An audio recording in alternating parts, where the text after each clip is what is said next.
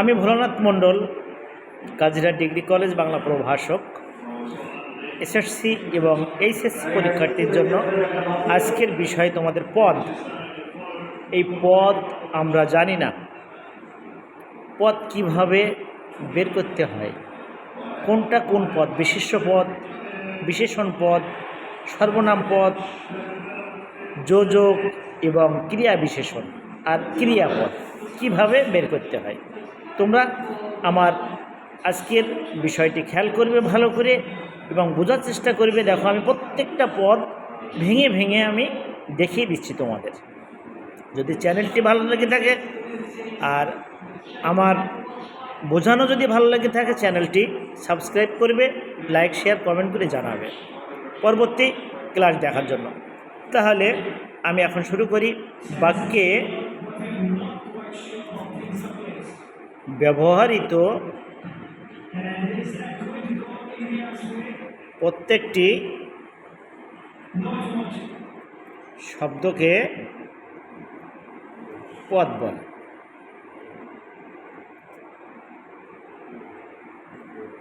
যেমন বাবা বাজারে গিয়েছেন। বাবা বাজারে গিয়েছেন, বাবা বিশেষ্য পদ, বাজারে বিশেষ্য পদ, গিয়েছেন ক্রিয়াপদ। তাহলে এইভাবে আমাদেরকে বের করতে হবে। তাহলে পদ কয় প্রকার? 8 প্রকার পদ আছে। আমি আজকে তোমাদেরকে, যেটা তোমরা ভালোভাবে বোঝো না বা জানো না, আমি তার উপরে বেশি করে আলোচনা করব। বিশেষ্য পদ প্রথমে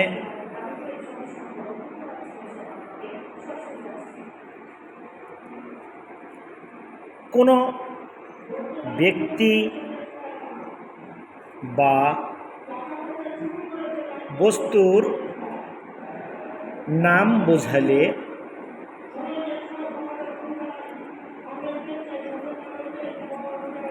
বিশেষ্য পদ। এখন আমি একটা কথা বলি, আমার সংজ্ঞা চোখের সামনে যা কিছু দেখি তাই হচ্ছে বিশেষ্য পদ। কারণ আমরা ইংলিশ থেকে নাউন, ইংরেজিতে আমরা নাউন পড়ি, অর্থাৎ কোনো ব্যক্তি বা বস্তুর নাম বোঝালেই নাউন বা বিশেষ্য পদ বলা হয়। এই যা আছে, আমার হাতে একটা কলম আছে, তোমরা দেখছো আমি লিখছি, এই কলমটাও বিশেষ্য পদ। আমার হাতে একটা মোবাইল আছে, মোবাইলটাও বিশেষ্য পদ। কারণ কোনো ব্যক্তি বা বস্তুর নাম বোঝালে সেটা হচ্ছে বিশেষ্য পদ। কারণ আমাদের বুঝতে আর বাকি রইল না। নম্বর 2, বিশেষণ পদটা আমরা বুঝি না। এই বিশেষণ পদটা আমি বেশি করে তোমাদের বোঝাবো। এই বিশেষ্য পদের ব্যক্তি বা বস্তুর দোষ, গুণ,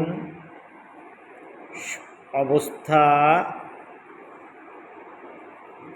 সংখ্যা ও পরিমাণ, এই 5টি জিনিস যদি আমরা জানি, দোষ, গুণ, অবস্থা, সংখ্যা, পরিমাণ, এই 5টি যদি আমরা বের করতে পারি, তাহলে আমরা বিশেষণ পদ বের করতে পারব। তাহলে দোষ প্রথমে, ছেলেটি খারাপ, খারাপটা হলো দোষ। গুণ, ভদ্রলোক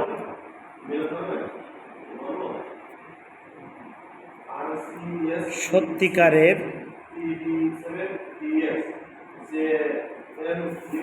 নির্লোভ। তাহলে ভদ্রলোক এটা একটা গুণ, সত্যিকার একটা গুণ। যদি বলি ছেলেটি ভালো, ভালোর নিচে দাগ, ওটাও বিশেষ্য, বিশেষণ পদ। গুণ, অবস্থা, আমরা এবার অবস্থা,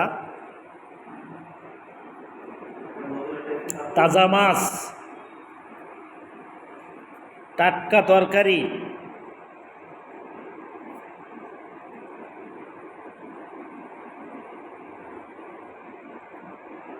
ধনী, গরিব,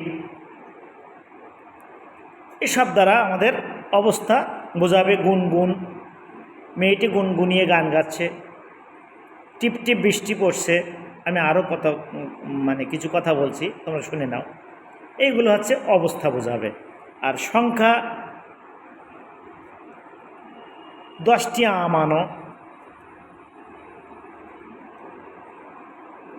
1টি পাতা, 3টি ফুল, এরকম বোঝালেই সংখ্যা। কারণ বাংলা ব্যাকরণে 1 থেকে 100 পর্যন্ত সব সংখ্যা হিসেবে ধরা হয়।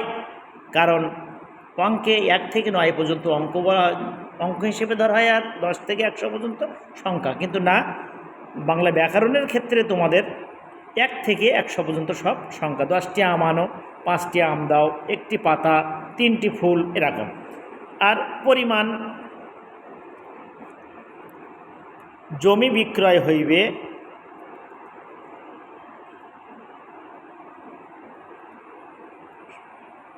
5 কাঠা। এই হচ্ছে পরিমাণ, এইটে পরিমাণ বোঝায়। তাহলে আমি 5টা জিনিস তোমাদেরকে সুন্দরভাবে বিশেষণ পদ বের করার নিয়ম দেখালাম বা নমুনা দেখালাম। দোষ, গুণ, অবস্থা, সংখ্যা, পরিমাণ। আর যে বিষয়টা আজকে 3 নম্বরে শেখাবো, আমার সর্বনাম পদ আমরা জানি বিশেষ্যের পরিবর্তে যেটা ব্যবহৃত হয় সেটা সর্বনাম, যে, সে, যিনি, তিনি, যারা, তারা। আর ক্রিয়াপদ অর্থাৎ পৃথিবী যাবতীয় কাজকে ক্রিয়াপদ।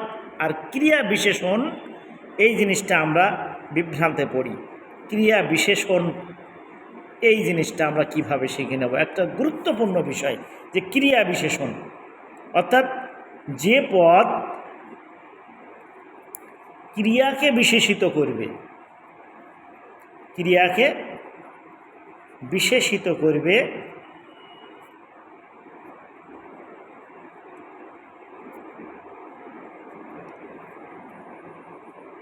তাই ক্রিয়া বিশেষণ। যে পদ ক্রিয়াকে বিশেষিত করবে অর্থাৎ সেইটি হচ্ছে তোমার ক্রিয়া বিশেষণ। তাহলে ক্রিয়া বিশেষণ কিভাবে, অনেকের প্রশ্ন থেকে যাবে কিভাবে বের করব। আমি আগে বলে নেই, ছেলেটি, উদাহরণের সাহায্যে তোমরা দেখো, দ্রুত হাঁটে। অর্থাৎ বিশেষণ পদ দ্রুতটা কি, দোষ, গুণ, অবস্থা, সংখ্যা, পরিমাণ। আমি আগে বলেছি, দোষ, গুণ, অবস্থা, সংখ্যা, পরিমাণ বোঝালেই বিশেষণ। আর ক্রিয়ার পিছনে কি আছে, বিশেষণ আছে। দ্রুত অর্থাৎ ছেলেটি দ্রুত হাঁটে, দ্রুত কি, অবস্থা। তাহলে দ্রুত বিশেষণ আগে এবং হাঁটা ক্রিয়া যদি পিছনে থাকে তাহলে সেটা হলো ক্রিয়া বিশেষণ। লোকটি ফিরে ফিরে চায়, ফিরে ফিরে চায়। এই চাই আর ফিরে ফিরে, ফিরে ফিরে হলো বিশেষণ পদ, আর চাওয়াটা হলো ক্রিয়া। আজ এই পর্যন্ত। ভালো লাগলে চ্যানেলটি সাবস্ক্রাইব করবে। পরের ক্লাসে আবার দেখা হবে।